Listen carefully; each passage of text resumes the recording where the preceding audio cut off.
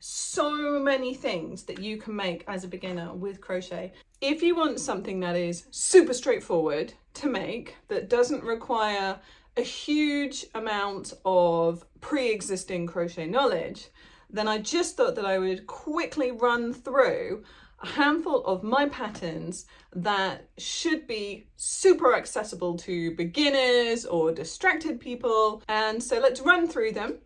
I don't have, sadly, examples of all of them here. Many of them are in other places, and when I don't have them to hand, I'll stick a photo on the screen for you so you can see what I'm on about. But the first one, and in fact, let's do it in categories. The first category is going to be amigurumi. That's crochet toys. And they are my thing. They are mainly what I make, and I have a lot of patterns for them. And one of the patterns that has been on my website for a really long time, I think like since 2016, and is therefore, for lots of reasons, really quite a simple one, is my crochet teddy bear. I made this teddy bear for my nephew, Ned, who is now 10 and was whatever that maths number is. And it's still going strong.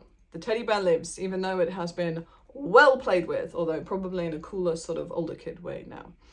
The teddy bear is made in simple rounds. I highlighted some of the markings with a little bit of hand sewing, but honestly, there's no color changes, super straightforward, a great one to have a go with.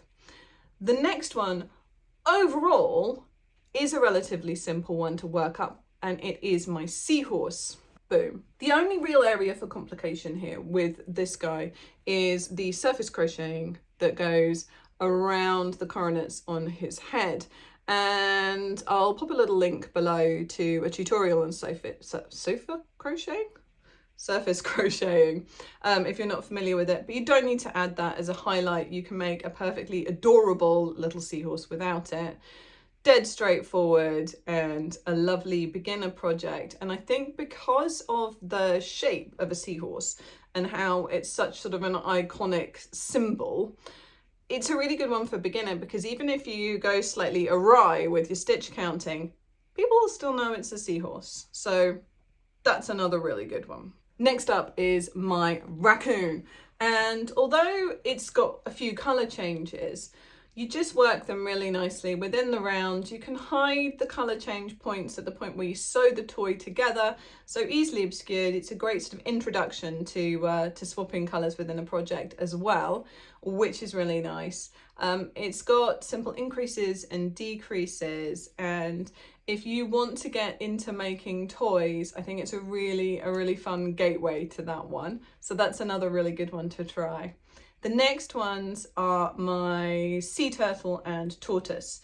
Now the caveat here is that they are in the pattern made in chenille yarn, which is not the easiest, most beginner friendly material. However, the pattern will work up perfectly in any other yarn. And as I have recently learned, a great way to get around the problem with chenille yarn being a little bit tricky to make magic circles with is just to do a chain two. So you make 2 chains and then you make the number of single crochets that you would put into your magic loop into the first loop of that chain. If that doesn't make sense, check out this video. I go through the hacks for using it. But yeah, so those are probably my most straightforward toy patterns. I like to try and make all of my amigurumi so that it is accessible to beginners in terms of I explain all the instructions and I link out to other places to learn how to do the techniques if you don't already know them. They're all free, by the way. You can find them on the Lucy Kate Crochet website. I do have a couple of tutorials here, but mostly I just do written patterns on the site. So you can find them all there. If you've got one that you're a little bit hesitant to try, that we've not chatted about, that's within that list of patterns, just drop me a comment at the bottom and we'll walk through what your experience is and see if it's a good fit. But fingers crossed, I think a lot of them are good for beginners. However, weirdly, not everybody wants to make toys. So the next category we're going to look at is flowers.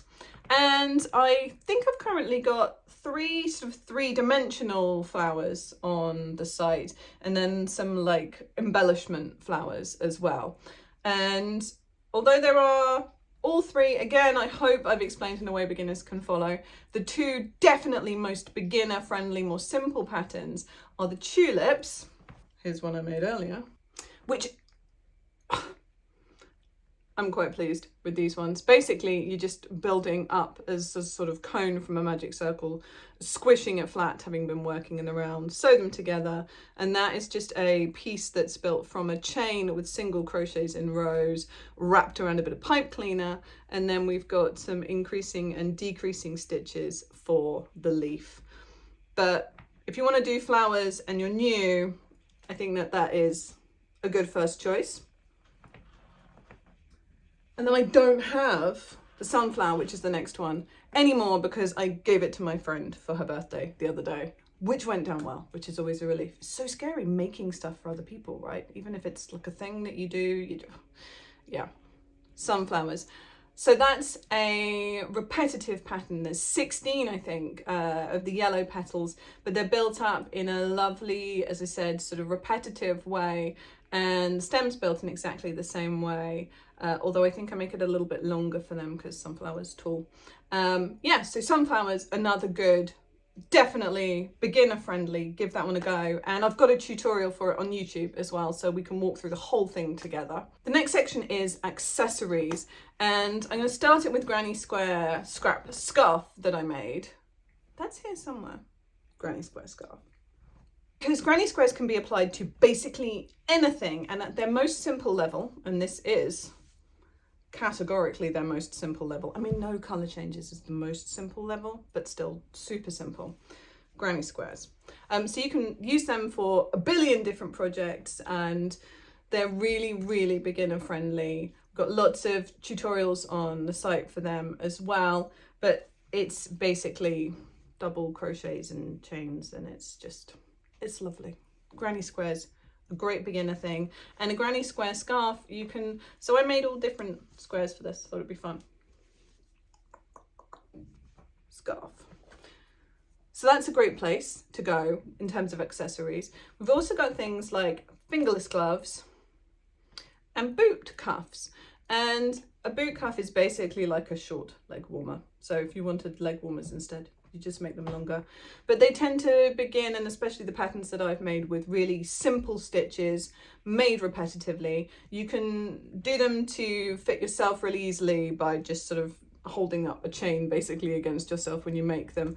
But they tend to be really flexible, and it's just a great starting point. So love them. I also made, and I cannot find it even though I know I still have it, an infinity scarf years ago.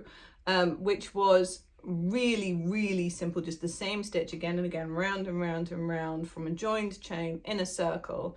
Infinity scarves are a wonderful beginner thing to make because you get like an actual satisfying object at the end of it, but you can, at its most basic level, practice those really simple stitches again and again, really get your eye in with tensioning. And it's so forgiving because it's wrapped round and round, and then you stuff it round your neck. I had such cool hair. I can't dye my hair anymore, it's sad. Because I got allergic to the dye, not because someone's told me I can't. But yeah, really forgiving, a great beginner project. This hat I designed ages ago. It was a great hat. I can't remember what happened to it. I definitely don't have it anymore. I'm totally gonna make another one. Really nice, straightforward. Again, this I literally I think it's even like in the URL, in the title of the pattern. It's designed to be easy. A brilliant thing, and you can wear it and be smug about how cool you look and how you made a thing.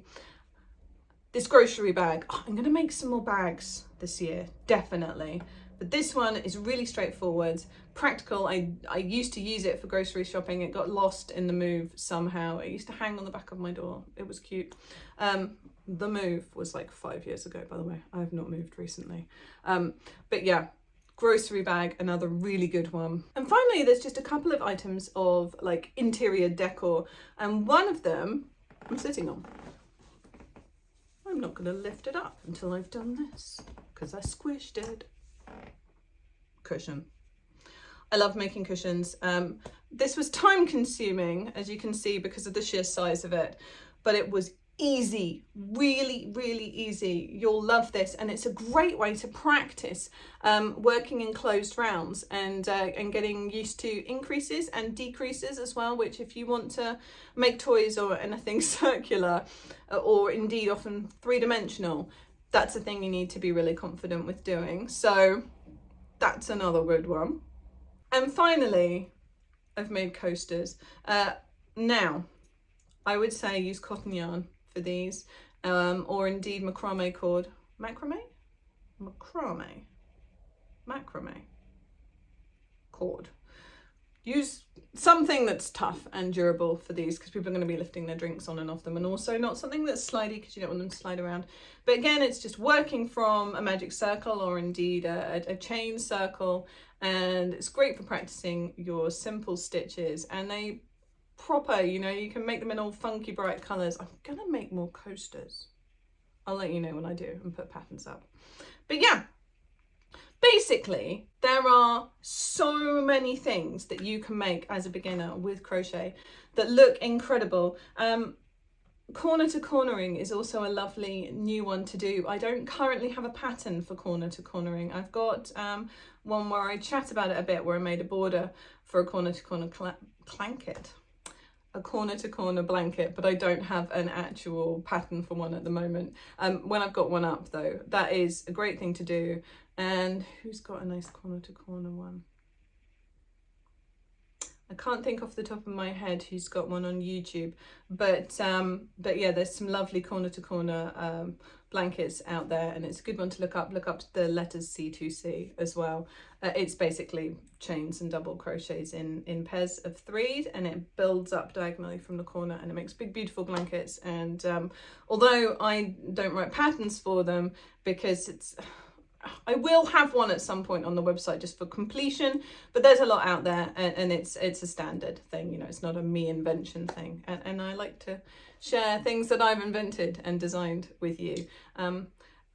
So yeah, I hope that's helpful. If you're new to crochet and you've got any questions, or you just wanted something simple and there's something else you can recommend, then just drop us a comment down below. I love hearing your kind comments, and happy crocheting!